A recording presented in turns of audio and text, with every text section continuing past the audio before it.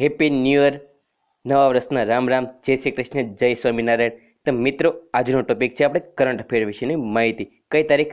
8 November 2018નું current affair વિશેની માહિતી.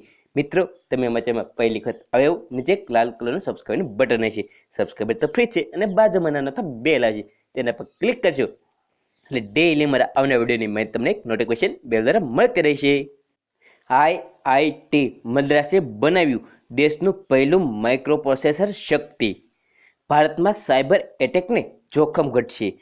આયાતી માઇક્રો ચિપ્સ પરની નિર્ભરતાને ઓછી થશે. માઇક્રોસોફ્ટ શક્તિની વિશેષતા કઈ છે તેની આપણે થોડીક માહિતી. અલગ હાર્ડવેર સાથે નવી ડિઝાઇનનું શક્તિ છે. શક્તિને કારણે સાયબર એટેકનું જોખમ ઘટશે. શક્તિ માટે આઈઆઈટી મદ્રાસ 13 કંપનીઓના સંપર્કમાં લીધેલી છે. પ્રોસેસર તેમાં ઓપનિંગ કરવામાં આવશે. ઓપન્સના હાલવેલ્સની રિસ્થેન્ટિક લેવેન્સની શક્તિમાં સમાવેશ કરવામાં આવ્યો છે. સૌથી વધુ સ્પીડ ધરાવતું શક્તિ 180Nનું તેમનું પણ ગણવામાં આવેલી છે. બધી માહિતી પણ આપેલી. આઈસીસી મહિલા વર્લ્ડ 2020 ભારત અને ન્યૂઝીલેન્ડ વચ્ચે પહેલી મેચ રમવાની છે. તે 9 નવેમ્બરથી કાલથી મહિલા વર્લ્ડ કપની શરૂઆત થઈ છે. તે પ્રથમ મેચ કોની છે? ભારત અને ન્યૂઝીલેન્ડ વચ્ચે આઈસીસી મહિલા વર્લ્ડ કપ. અત્યાર સુધીમાં આયોજન થયેલી કુલ 5 મહિલા વર્લ્ડ 2020માં ટુર્નામેન્ટની આપણે હાઇલાઇટ જોઈએ. 2009માં કોણ વિજેતા હતા? ઇંગ્લેન્ડ. 2010માં ઓસ્ટ્રેલિયા. 2012માં ઓસ્ટ્રેલિયા. 2014માં ઓસ્ટ્રેલિયા અને છેલ્લે 2016માં વેસ્ટ ઇન્ડિઝ રમ્યું હતું અને ઓસ્ટ્રેલિયાને હરીફા સામે હતું અને 8 વિકેટ. 2018માં કોણ દાવેદાર છે તેનું નક્કી થઈ જશે. ફાઇનલ કઈ તારીખે? 24 નવેમ્બરે ફાઇનલ નક્કી થઈ જશે. અને મહિલા વર્લ્ડ કપ 2020માં ભારતની મેચો કઈ તારીખે છે તે બધી ડીપલીમાં આપેલી છે. 2 ગ્રુપોમાં વહેંચાયેલી કુલ 10 ટીમો રમવામાં આવશે. દિવાળીમાં ફટાકડાના પૈસા બચાવીને ગરીબોની સેવા કરવી જોઈએ. કોણે કીધેલું હતું? મહાત્મા ગાંધીજીએ. 25 ઓક્ટોબર 1918ના યંગ ઇન્ડિયામાં ગાંધીજીએ લખ્યું હતું. કેમાં લખ્યું હતું? યંગ ઇન્ડિયામાં લખ્યું હતું. આપણે વડીલોને બાળકોને ફટાકડાના આદિ બનાવી દીધા છે. આતશબાજીના થોડા પૈસા બચાવીને ખાદી માટે અવશ્ય આપવા જોઈએ. કોણે કીધેલું છે? મહાત્મા ગાંધીજી. કે ખાદી પહેરો અને સ્વચ્છ વિદેશી કપડાની હોળી કરો, જેથી કરીને આ ખૂબ જ સૂત્ર કોણે કહેલું છે? મહાત્મા ગાંધીજી. અને બીજું કોણે કીધું તો મને કોમેન્ટમાં લખજો તમે. અંગદે વર્લ્ડ રેકોર્ડ સાથે ટ્રિક્સમાં ઐતિહાસિક ગોલ્ડ મેડલ જીત્યો છે.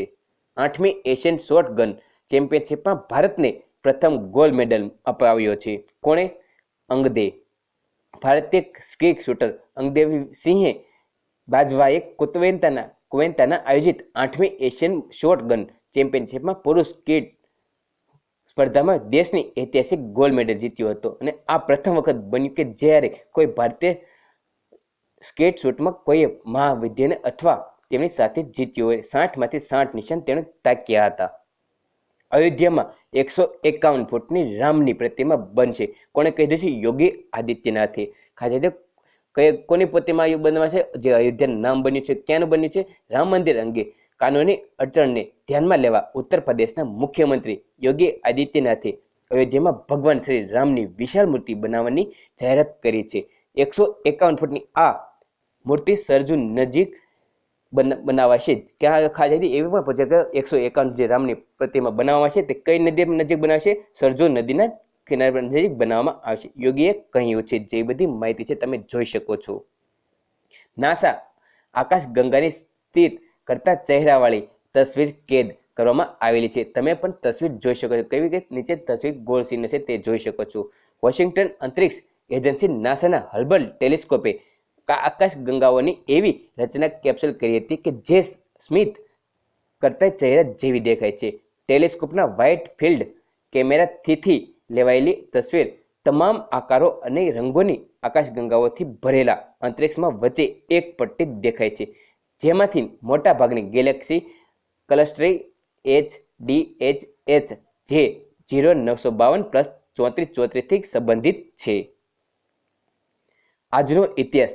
પાંડુરંગ દેશપાંડે. આજે તેમનો જન્મદિવસ છે. કઈ તારીખે? 8 નવેમ્બર 1919 તેમનો જન્મ થયો હતો. 12 જુલાઈ 2002માં તેમનું મૃત્યુ થયું હતું.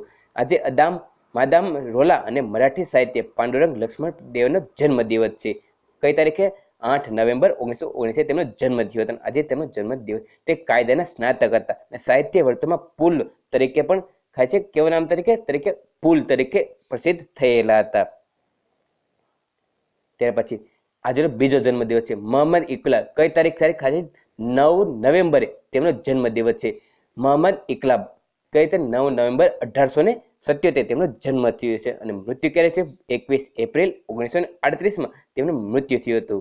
9 નવેમ્બર અવિભાજિત ભાજપના પ્રસિદ્ધ કવિ મોહમ્મદ ઇકબાલ અને રાજસ્થાની ખ્યાતનાક મોહમ્મદોની નેસણીનો જન્મદિવસ છે. કવિ, નેતા અને દાર્શનિક મહંત ઇકબાલનો જન્મદિવસ છે. જે બધી માહિતી તમે જોઈ શકો છો, બધી માહિતી તમે ડીપલીમાં જોઈ શકો છો. તો મિત્રો, કેવો લાગ્યો અમારો કરંટ અફેરનો વિડીયો? ગમ્યો હોય તો લાઈક કરો, શેર કરો અને અમારી ચેનલને સબસ્ક્રાઈબ કરવાનું ભૂલશો નહીં. ખુશ રહો મિત્રો. આજે બધું સાફ સફાઈ રાખવી. સ્વચ્છ ભારત. જય હિન્દ. વંદે માતરમ.